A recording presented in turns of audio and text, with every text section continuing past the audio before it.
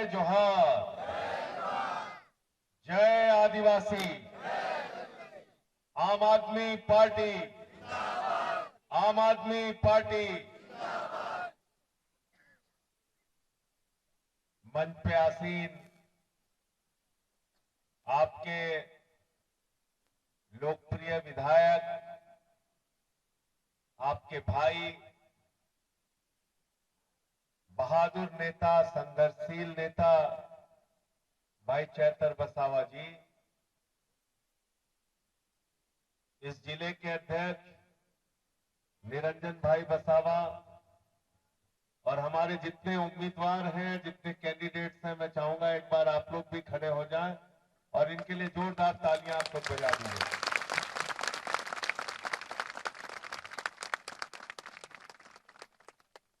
साथियों और दोस्तों,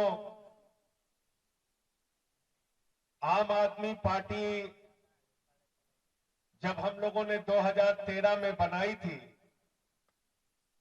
तो कांग्रेस और बीजेपी के लोग हमारा मजाक उड़ाते थे।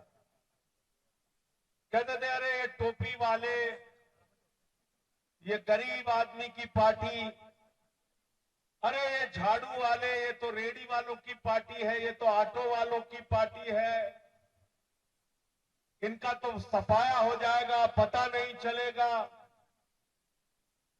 2013 में जब पहली बार दिल्ली के अंदर हम लोग चुनाव लड़े तो एक नेता इस समय दुनिया में नहीं है, उन्होंने कहा था 6 सीट आ गई तो राजनीति से संन्यास ले लूंगा।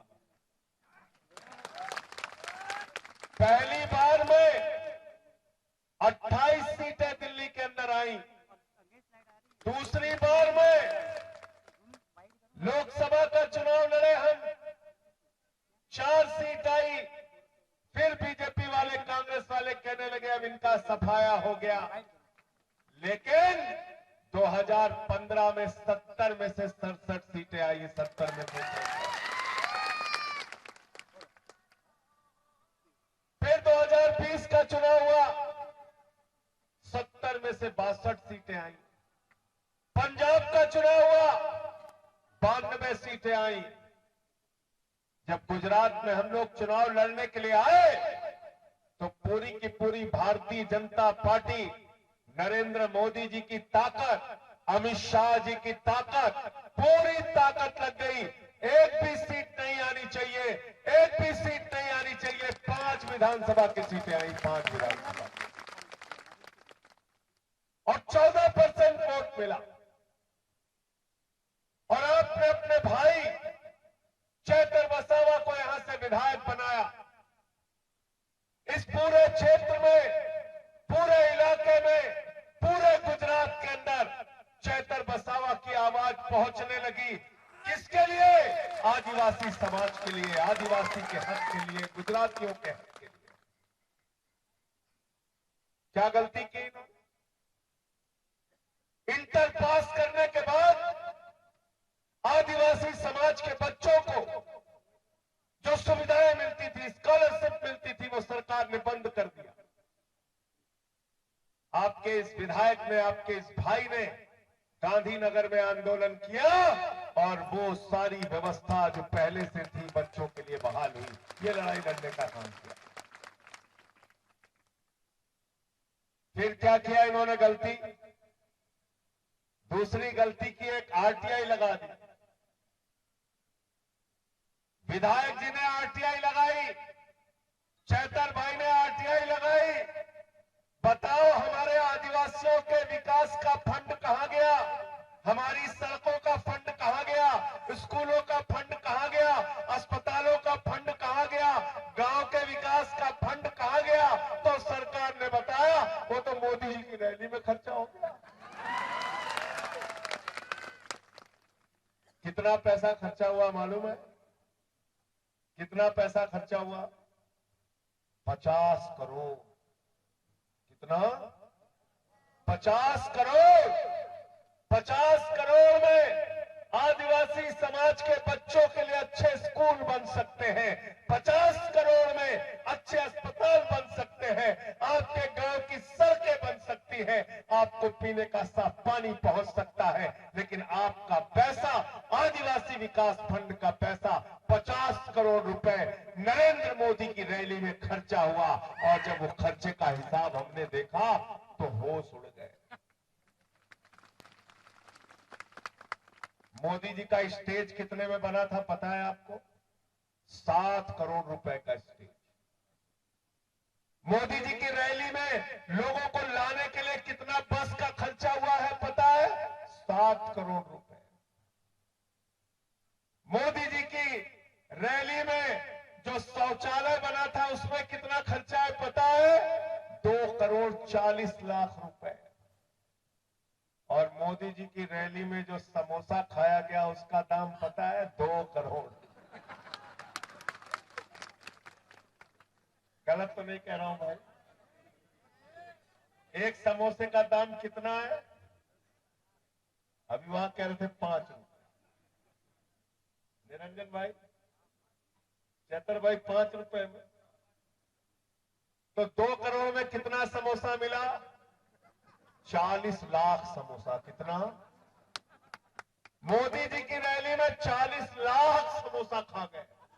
फिर बाद में मैंने सोचा इसीलिए शौचालय बनाने में 2 करोड़ 40 लाख खर्चा। ऐसे बेईमान लोग हैं, ऐसे बेईमान लोग हैं। आपके बच्चों के भविष्य के लिए जो पैसा आता है वो मोदी की रैली में खर्चा होता है, वो भाजपा की रैली में खर्चा होता है। बताओ, अगर इसकी आवाज आपका विधायक उठा रहा है, आपका भाई उठा रहा है, तो वो सही कर रहा है या गलत कर रहा है? अगर वो सही की लड़ाई पे लड़ रहा है, आप उसको पकड़ के जेल में डालोगे। पूरी जनता, पूरा आदिवासी समाज, पूरा गुजरात, पूरा दिल्ली और हम सब लोग अपने इस भाई के साथ खड़े हैं, इसकी बहादुरी के साथ खड़े हैं। और जेल वेल की चिंता मत करना। जेल हमने बहुत देखी, बहुत जेल देखी। केजरीवाल साहब को पकड़ के जेल में डाल दिया, मनीष सिसोदिया को पकड़ के जेल में डाल दिया, सत्येंद्र जैन को पकड़ के जेल में डाल दिया, मुझे पकड़ के जेल में डाल दिया। 183 दिन जेल में रखा। जब मैं जेल से बाहर निकला, लोगों ने कहा संजय जी सावधान रहना, अब थोड़ा कम बोलना। मैंने कहा जरा चढ़ाओ कार के ऊपर, अभी बताता हूं। जिस दिन से जेल से बाहर निकला हूं, लगातार भारतीय जनता के पार्टी के खिलाफ, मोदी अमित शाह के खिलाफ, इनकी गुंडागर्दी के खिलाफ, इनकी तानाशाही के खिलाफ, इनकी हिटलरशाही के खिलाफ संसद में भी बोलता हूं, सड़क पे भी बोलता हूं और आपकी सभाओं में भी बोलता हूं। और मैं बीजेपी वालों से कहना चाहता हूं, जितनी ताकत है तुम्हारे पास, सबको पकड़ के जेल में डालो।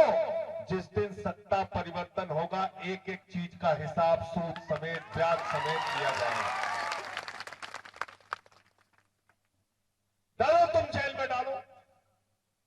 तुमने किसको छोड़ा? ईसुदान गढ़वी को जेल में डाला, गोपाल इटालिया को जेल में डाला, प्रवीण राम को जेल में डाला, हमारे कार्यकर्ताओं को पकड़ पकड़ के जेल में डाला, चैतर बसेवा को 2 बार 3 बार जेल में डाला, और यहां तक कि इनकी पत्नी को भी 3 महीने जेल में रखा। 3 महीने।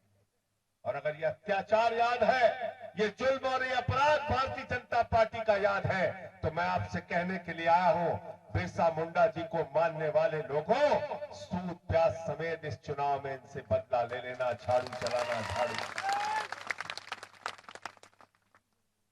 क्योंकि हम आपके बच्चों के लिए लड़ाई लड़ रहे हैं, आपके क्षेत्र के विकास के लिए लड़ाई लड़ रहे हैं, इनकी लूट के खिलाफ लड़ाई लड़ रहे हैं।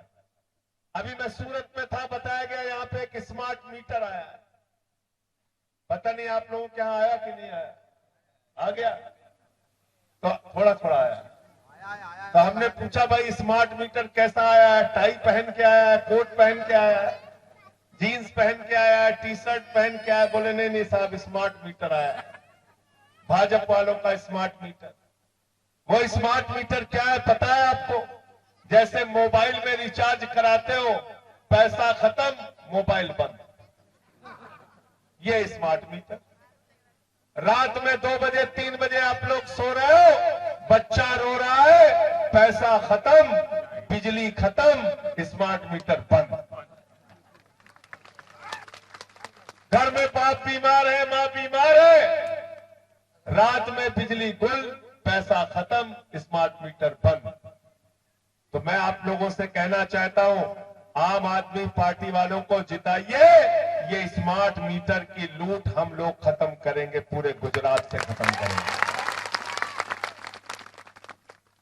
और जो आपकी बत्ती गुल कर रहे हैं, उनकी बत्ती गुल करना है कि नहीं करना है, बताओ। करना है ना, करना है। कैसे कैसे लोग हैं, देशभक्त बनते हैं, कहते हैं हम बड़े धर्म को मानने वाले लोग हैं। धर्म को जानते हो भाजपा के लोगों, तुम लोग?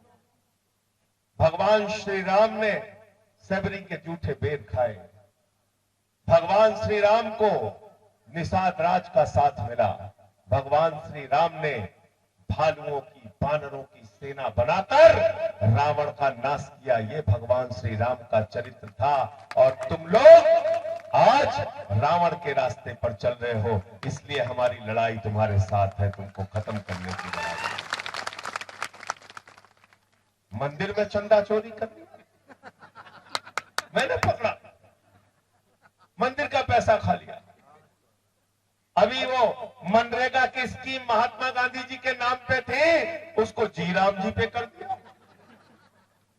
मैंने कहा भाई बेईमानी तुम करोगे, भगवान श्री राम को क्यों बदनाम कर रहे हो? पहले छपता था मनरेगा में भ्रष्टाचार, बीजेपी वालों ने भ्रष्टाचार किया, अब छपेगा जी राम जी में भ्रष्टाचार। तो राम को क्यों बदनाम कर रहे हो? तो मैंने संसद के अंदर भाजपाइयों के लिए कहा, देखो ए दीवानों, ऐसा काम ना करो और राम का नाम बदनाम ना करो।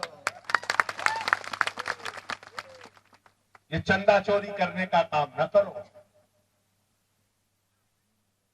तो भाजपाइयों ने बाद में मुझे जवाब दिया, बोले संजय जी हम लोगों का तो नारा है राम राम जपना, पराया माल अपना। ये लूट रहे हैं पूरे देश को धर्म के नाम पे, जाति के नाम पे, लोगों को आपस में लड़ा। क्या है हिंदू धर्म? हिंदू धर्म में रामचरितमानस की चौपाई कहती है, सब नर करहीं परस्पर प्रीति, सारे लोग आपस में प्यार से रहें। हिंदू धर्म कहता है वसुधैव कुटुंबकम, पूरा विश्व हमारा परिवार है। हिंदू धर्म में जब हम अपनी पूजा खत्म करते हैं, हम कहते हैं धर्म की जय हो, अधर्म का नाश हो, प्राणियों में सद्भावना हो, विश्व का कल्याण हो। यह है हिंदू धर्म। और भाजपा क्या करते हैं? मंदिर का उद्घाटन हुआ मेरे मित्रों, जरा ध्यान से सोचना जो बात मैं कह रहा हूं। मंदिर का उद्घाटन हुआ, उत्तर प्रदेश के मुख्यमंत्री योगी आदित्यनाथ जी गए, उनके साथ उत्तर प्रदेश की राज्यपाल आनंदीबेन पटेल गई। लेकिन जब भारत के प्रधानमंत्री गए तो उनके साथ आदिवासी समाज से आने वाली महामहिम राष्ट्रपति द्रौपदी मुर्मू नहीं गई, क्योंकि ये आदिवासी को अपने वोट के लिए राष्ट्रपति तो बना सकते हैं, लेकिन मंदिर में बैठ के साथ में पूजा नहीं कर सकते। ये घृणा की भावना, ये नफरत की भावना इन लोगों के मन में है। जंगल में रहने वाला, गांव में रहने वाला, गरीबों के लिए लड़ने वाला चेतर बसावा कैसे आगे बढ़ जाए? इसको जेल में डालो, इस पे मुकदमे लगाओ, इसको रोकने का काम करो। लेकिन मैं मोदी जी आपसे कहना चाहता हूं, हर्ष सांघवी जी आपसे कहना चाहता हूं, यहां के मुख्यमंत्री और भारतीय जनता पार्टी के लोगों से कहना चाहता हूं, जितना चेतर बसावा को रोकने का काम करोगे, उतना जनता का समर्थन आम आदमी पार्टी और चेतर बसावा और अरविंद केजरीवाल के पक्ष में बढ़े। क्योंकि हम नफरत की बात नहीं कर रहे हैं, हम काम की बात करते हैं। जाकर देखिए दिल्ली के अंदर ऐसे सरकारी स्कूल दिल्ली में केजरीवाल जी ने बनाए, जहां पर बच्चों की पढ़ाई के लिए जो कमरे बने हैं उसमें एयर कंडीशन लगा हुआ है। दिल्ली के सरकारी स्कूलों में हॉकी के ग्राउंड बने हैं, एथलीट के ग्राउंड बने हैं, स्विमिंग पूल का निर्माण हुआ है। जब हमने दिल्ली में सत्ता संभाली, बिजली 300 यूनिट फ्री देने का काम किया, पानी फ्री देने का काम किया, माताओं बहनों के लिए बस की यात्रा फ्री की और सब कुछ फ्री करने के बाद मुनाफे का बजट दिया, क्योंकि आम आदमी पार्टी ईमानदारी की सरकार चलाती है और जनता का भला करती है। हम गुजरात में गए, गुजरात में 300 यूनिट बिजली फ्री दिया, मोहल्ला क्लिनिक बनाया। 30-30 साल से जिन नहरों में पानी नहीं आ रहा था वहां पानी पहुंचाने का काम किया। नौजवानों को सरकारी नौकरी देने का काम किया, क्योंकि हम ईमानदारी से काम करते हैं। भगवंत मान और अरविंद केजरीवाल ने काम करके दिखाया। और मोदी जी क्या करते हैं? क्या बोला था नौजवानों को? 2 करोड़ नौकरी हर साल बोला था, नहीं बोला था? 12 साल में कितनी नौकरी मिलनी चाहिए थी? 24 करोड़। 24 करोड़, 24,000 नौकरी भी नहीं दिया। क्या कह रहे थे? इतना काला धन लाएंगे, ट्रक में लाद के लाएंगे, हवाई जहाज में लाद के लाएंगे, बैलगाड़ी से लाएंगे, हर आदमी के खाते में कितना जमा कर देंगे? जोर से बोलिए। सबको याद है, कोई भूला नहीं है। ये हमारी बहनें जो बैठी हैं, इन्होंने अपने पति से छिपा के 1,500 की नोट जो घर के संदूक में रखी थी, मोदी जी ने कहा नोटबंदी हो गया, यही काला धन है, निकाल के जमा कर। वो भी जमा करा दिया, वो भी जमा करा दिया। हर चीज में झूठ बोला। डिजिटल इंडिया के नाम पे झूठ, मेक इन इंडिया के नाम पे झूठ, स्वदेशी के नाम पे झूठ, आत्मनिर्भर भारत के नाम पे झूठ। इसलिए मैंने भारतीय जनता पार्टी का नाम बदलकर भारतीय झूठा पार्टी रख दिया है। झूठा पार्टी। ईमानदार और सच बोलने वाले लोगों की पार्टी है आम आदमी पार्टी, जिसमें अरविंद केजरीवाल जो वादा करते हैं वादे से ज्यादा करके दिखाते हैं। ये हमारी पार्टी का नारा है। और मैं एक ही बात कह के अपनी बात को खत्म करूंगा। ये हमारे जितने भी कैंडिडेट तालुका से खड़े हैं, जिला पंचायत में खड़े हैं, इनको अपना वोट देने के लिए जाना तो चैतर बसेवा के ऊपर जो अत्याचार हुआ है उसको याद करके जाना। पूरा परिवार सुबह से लाइन में लग के वोट देना, इनको झाड़ू चलाना, इनको जिताना और जवाब देना जुल्म का, जवाब देना अत्याचार का, जवाब देना जेल का। जेल का जवाब अपने वोट की ताकत से देना, क्योंकि ये वोट की ताकत बाबा साहब डॉक्टर भीमराव अंबेडकर की बदौलत आपको मिला है। ये वोट की ताकत भारत के संविधान की बदौलत आपको मिली है। ये वोट की ताकत जब मिली तो बाबा साहब ने लिखा राष्ट्रपति के वोट की गिनती भी एक होगी, प्रधानमंत्री के वोट की गिनती भी एक होगी, सांसद के वोट की गिनती भी एक होगी, विधायक के वोट की गिनती भी एक होगी और आदिवासी समाज के गरीब मजदूर के वोट की गिनती भी एक होगी। 2 वोट नहीं। यही तो सबसे बड़ी ताकत है आपके पास, जिसकी बदौलत बड़े से बड़े लोग आपके आगे आके झुकते हैं। और आपका तो चुनाव निशान भी बहुत शानदार है। क्या चुनाव निशान है? क्या है? क्या है? झाड़ू बहुत काम की चीज होती है। घर की सफाई करनी हो तो क्या चाहिए? जोर से बोलिए भाई, पीछे तक आवाज आनी चाहिए। घर की सफाई करनी हो तो क्या चाहिए? गांव की सफाई करनी हो तो क्या चाहिए? और गुजरात की सफाई करनी हो तो क्या चाहिए? और देश की सफाई करनी हो तो क्या चाहिए? और अगर किसी के दिमाग पे भूत सवार हो जाए तो भूत उतारने के लिए क्या चाहिए?